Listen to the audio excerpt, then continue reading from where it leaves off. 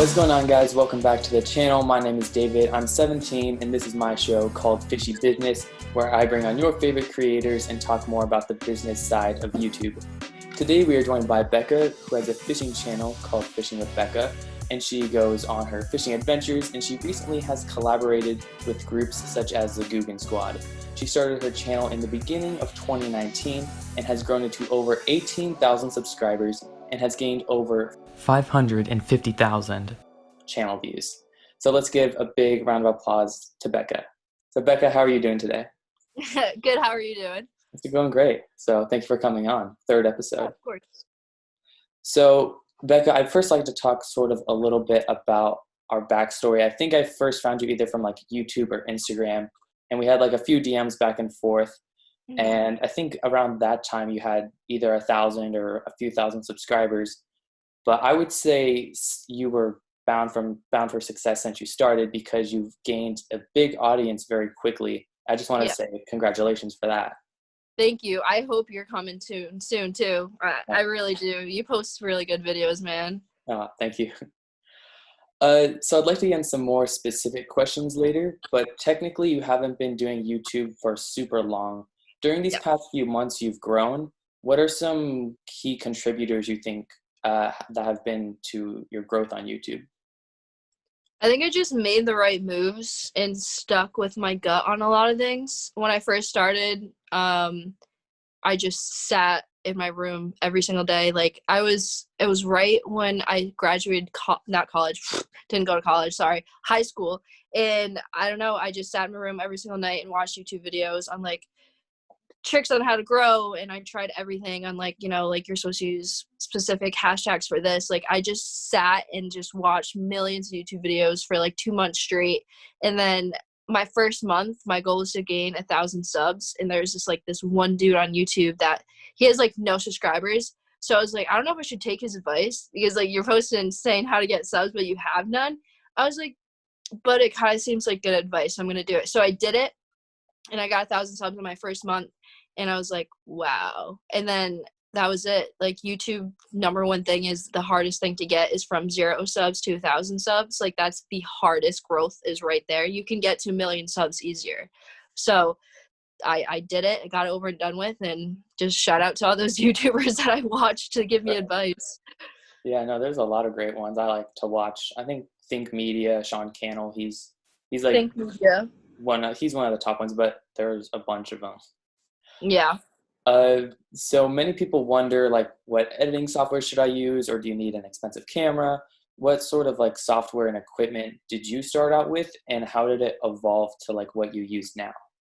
I got really lucky. So I technically still work for them, but I used to babysit for this family. They're doctors, whatever, very rich, like fancy stuff. And every single year their kid gets the brand new MacBook that comes out. And they just like get rid of the one that he had last year. And I was like, hey, like, can I please get that MacBook? And he was like, $500. And I was like, deal, fine, perfect. Got like it was like, when did I start? 2018, 2019. It was the year before that. So it was like a really nice MacBook. I got that. And I didn't like Final Cut. I don't know why. Everyone says they like Final Cut, but I don't know. I tried Adobe and I loved Adobe, but I started with iMovie for the first like 3 videos. And then I was like, I kind of want to be fancy. So I went to Adobe, but I have the Adobe version that's only like $60. There's different versions of Adobe. So I don't have like the fancy $300 one, but the $60 one is amazing. Like I love it. That's it. Like it's nothing crazy or fancy, but you can get the job done with it. And I love it. So. Well, that's good. Yeah. So what sort of like camera setup are you using right now? Sony A6 4000. I break my cameras a lot. I think that's what I'm rolling with right now. Okay. Yeah, I break a lot. So Get insurance from Best Buy. Best thing you could ever do. You too. Yeah, because especially with like people I've seen like Paul Farrow or something like that, especially if you're doing either like fishing or action, or you just build stuff, like your camera falls eventually, and whether it breaks permanently or not, that's always good. Actually, one of them was only my fault, but one fell in the water. My friend dropped one in the water, and then twice. And then it fell in the water again. So also crashed drones a couple times. So really doing good. Good business, yeah. So along with posting consistently on YouTube, you also do a lot on Instagram, which you also have a decent following on. What are some tips that you can give the audience about growing on Instagram and maybe converting some of those to like YouTube subscribers? So my biggest thing is like I'll have people DM me. I use the same hashtags in almost every single picture or Instagram reel that I post because that's a thing now. Yeah. Whatever. And like some people you have to use hashtags that your photo doesn't exactly apply to that hashtag. So when someone clicks on that hashtag, like your picture obviously stands out because your photo has like almost nothing to do with that hashtag. So I just found like smaller groups of people that like, what's a weird one? I don't use this one, but I'm coming up with it. Like tackle junkie. I don't know. Like that's a small group of people like to use that hashtag. So I start using that hashtag, that small group of people catch on, and then they see me more and more and more. So it's just like random. The smaller the hashtag group is usually the better, besides using big ones just like bass fishing. Like it's not going to work. So the smaller the hashtags, I answer almost every single comment. I currently have 200 unread DMs. I will get there, but I answer all my DMs. I interact as much as I possibly can. And now I'm posting Instagram reels because apparently that's a thing. Instagram changed their whole algorithm, whatever that big word is. So can't pronounce it. All right, yeah. So a lot of us have like influences in our life. What influencer or like person in general influences you, or maybe like when you got started? Well, I've been fishing my whole life. So like family oriented, it would be my dad, my grandpa got me into fishing. But if it's like we're talking about like a YouTuber, it would be my husband, Alex Perrick. Yeah. Nice. I love him. For sure. I don't know, I always cling to him. And then especially when I got to meet him and I realized like he's literally the exact person you'd think he was, it just made me like even more happy. Like who he is on the internet is literally him in person. Like he's not like fake or anything. Like it's literally Alex Perrick. So that even pushes me harder. I don't know. I love that kid. And Lojo too, but mostly Perrick. All right. So there are many things that can like drive success on YouTube. What's something or like maybe like a type of content that you make that you've seen get the most growth on YouTube? Saltwater doesn't get many views for me. Catch and cooks, sort of, but honestly, everything's a little bit different. Like I've done 2 videos, like Dick's Sporting Good Walmart challenge videos and the Barbie Rod challenge. Like challenge videos in general are like the ones that do the best for me, for sure. I don't know why. I don't know. Right, just happens. It just, yeah, people like challenge videos that are really dumb, but I have fun making them. So Right. Yeah, no, it's always fun. It's kind of like what Mr. Beast always does. There's always a challenge and a payoff. yeah, see, he goes a little harder than I do, but that's okay. He goes a lot harder than pretty much everyone. But. Yeah. So you've recently collaborated with the Googan squad, and I remember like us DMing in the beginning, and I'm like, man, it would be crazy if like you met one of the biggest like groups and people into fishing, and that's what you've done. So what sort of tips can you give the audience about like collaborating with other YouTubers? Well, it's kind of weird. As I grew more on YouTube and talked to these creators, I realized that they're in their own groups. So like if I support Googans, all the YouTubers that support Googans are like their own little group. And then like you have like Norm, Yak Pack, they're kind of like on Lose and whatnot. Like they're their own little group too. Like it's really weird. So you kind of have to pick and choose, I guess. And you also have to find those creators that don't care, because there's some like YouTubers that I know that like Sixth Sense. I know a couple Sixth Sense people. They won't collaborate with me because like I'm with Googan. So you kind of have to like pick and choose your battles. But since I went with the Googan side, like Googan kind of teams you up with other people who are also sponsored by Googan. So, I mean, they kind of bring us all together basically. So it kind of just depends on what road you take. Mm-hmm. All right.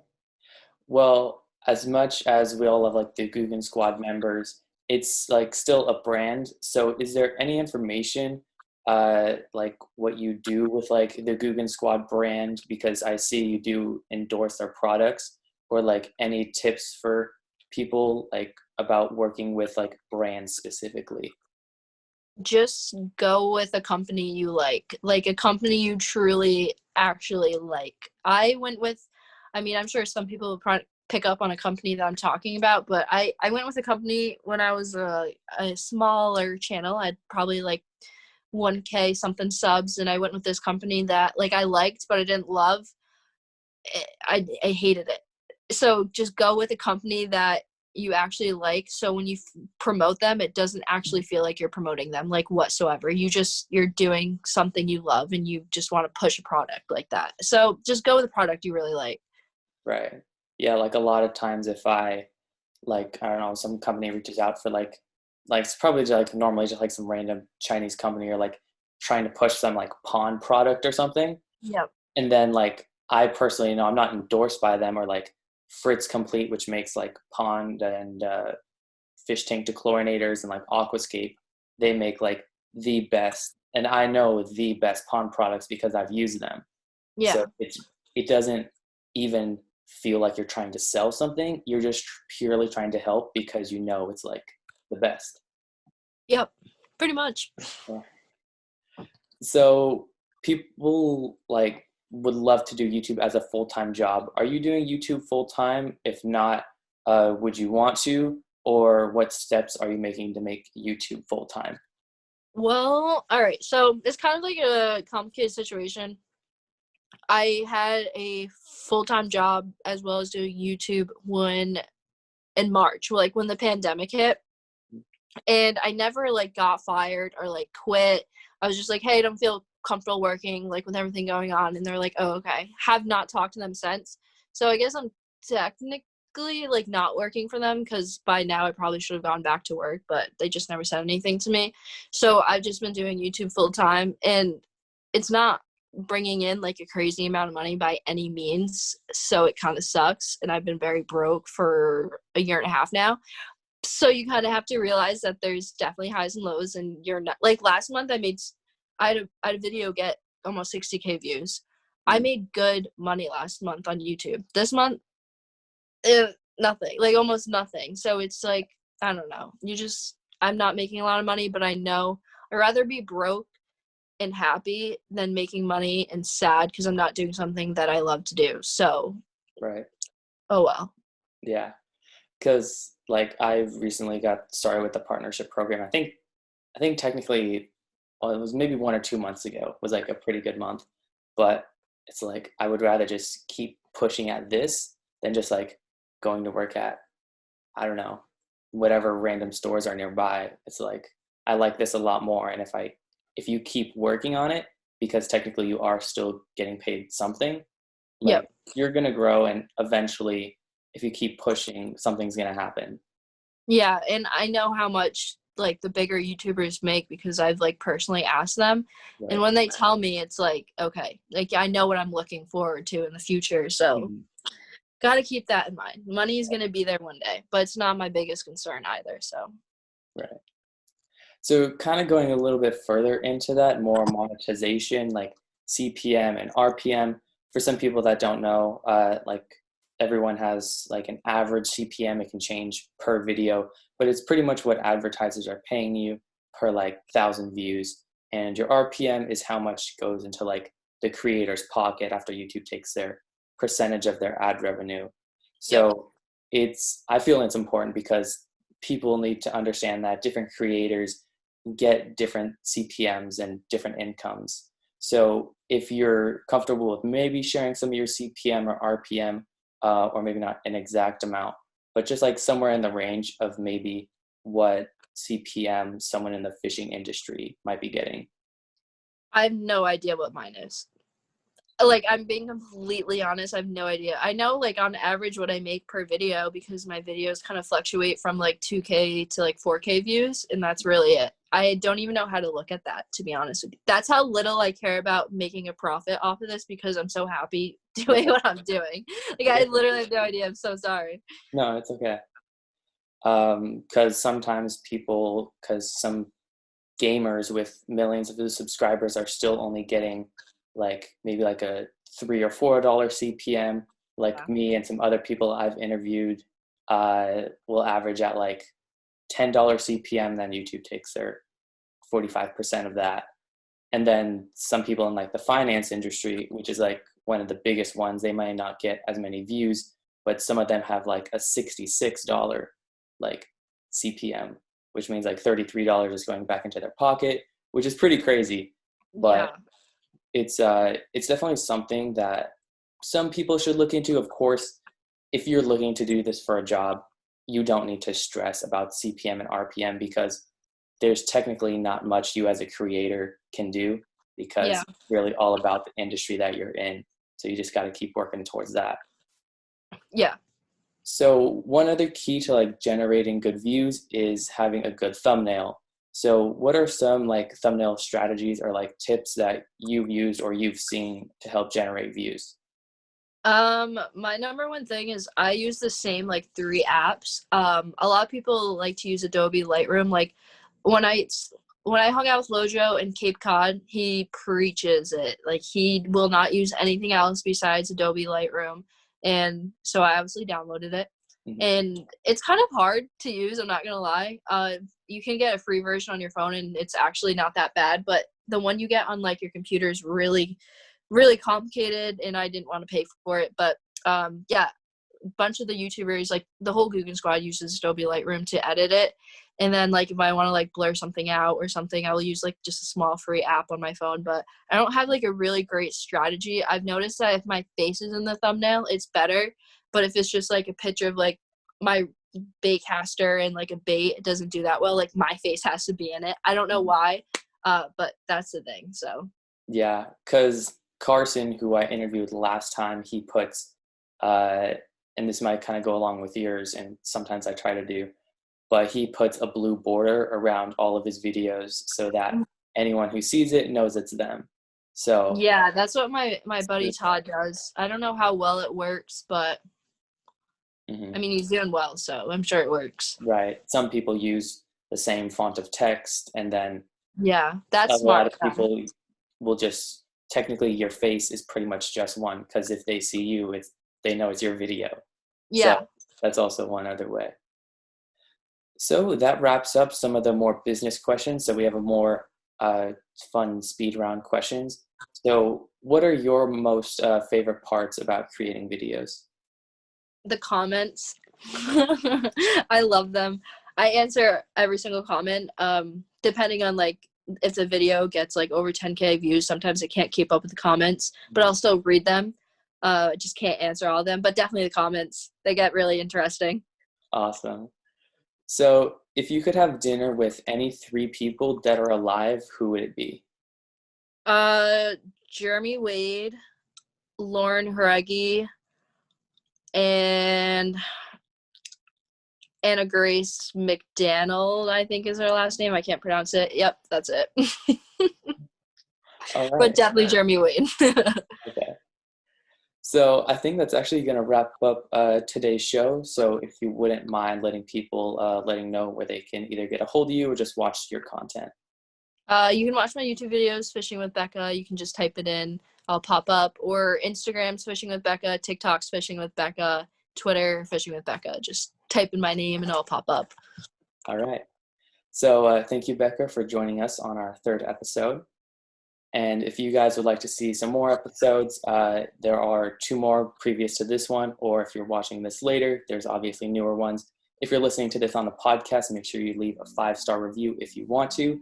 And if you're watching this on YouTube or the Fishy Business Clips channel, make sure you go ahead and subscribe and type down a comment about who you think future guests we should get, or how you thought of this episode. So thank you all so much for joining us. Becca, again, thank you. And I hope you all have an amazing day. Peace. Thank you.